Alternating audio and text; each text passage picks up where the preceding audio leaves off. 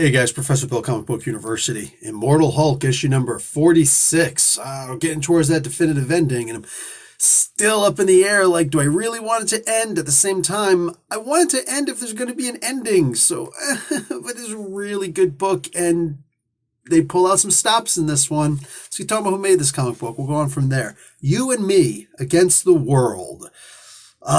Very apropos title.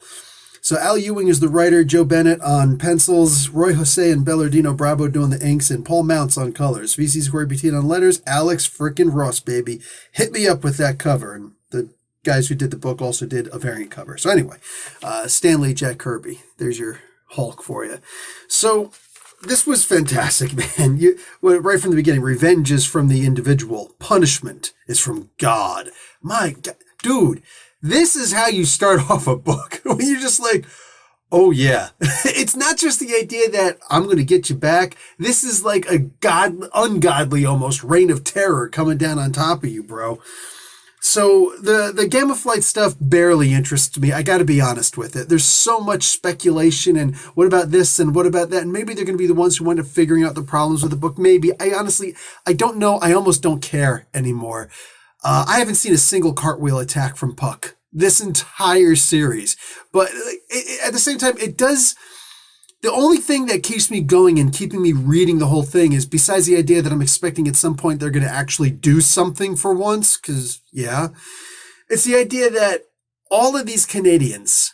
I'm talking Jim Zub, I'm talking Ed Brisson, saying Chip Zdarsky, all these guys, all these freaking Canadian guys always try to sneak in a little Alpha Flight character here and there. And, it's like, can I maybe write a Puck book? Can I write a Sasquatch book? Can I write a Guardian book? And what do you call it? Al Ewing?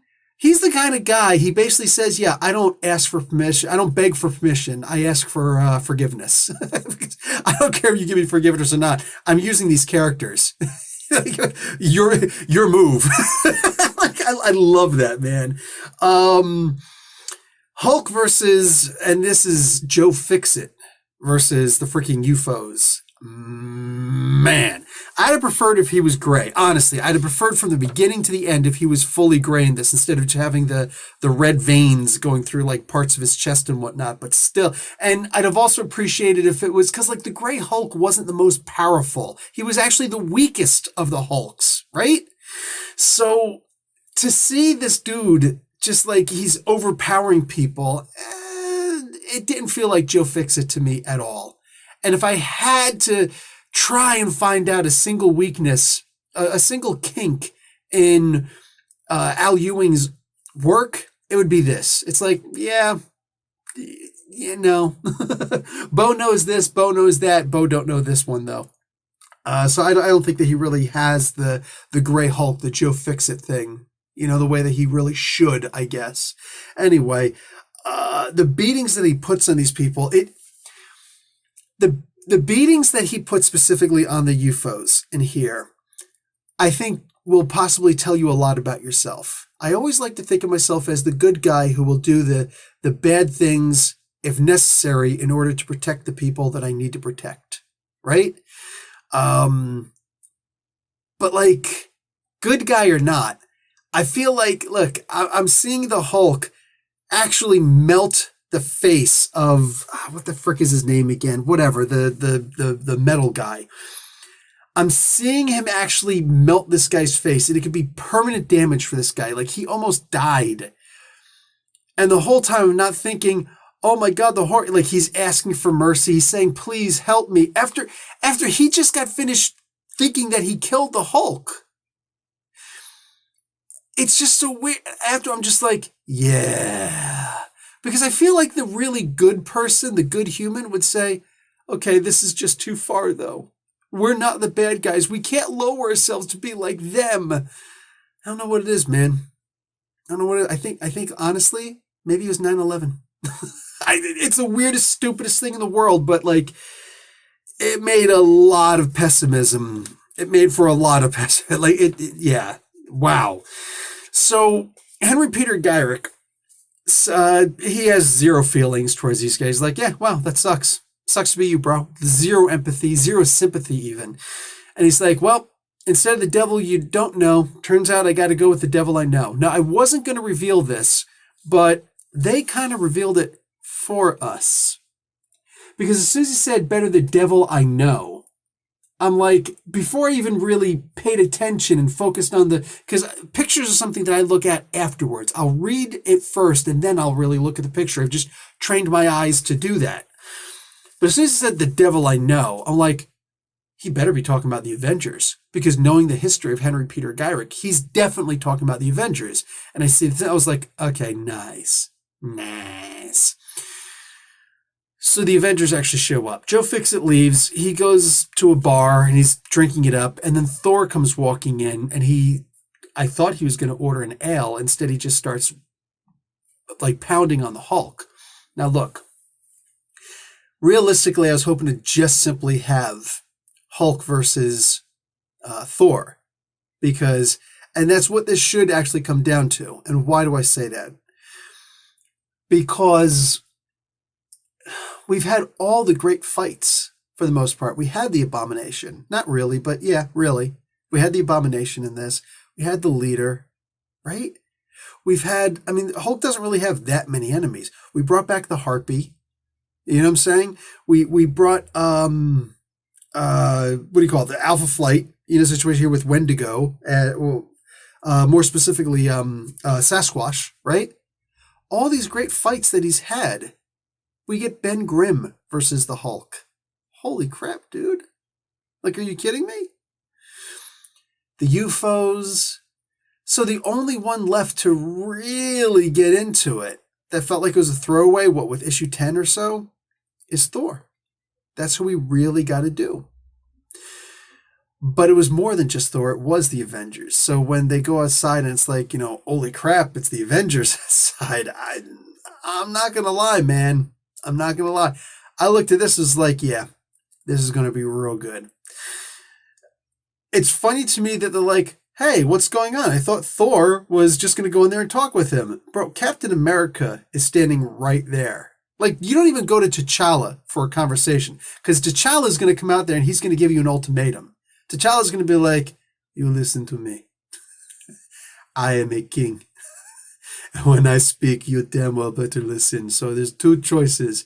My way or the highway to hell, because I'm going to freaking kill you right now. Like, that's T'Challa. T'Challa's not going to compromise with you. A compromise is, do what I say and I won't kill you. No, seriously, that's the compromise. But with freaking Captain America, he would actually be more diplomatic, like genuinely diplomatic, because he's not coming to you from a place of power. He's not necessarily coming to you from a place of strength. He's coming to you from a place of confidence. Confidence in hope, right? The idea that we can be the best of ourselves. And you know that if you disappoint Captain America, you've disappointed the world.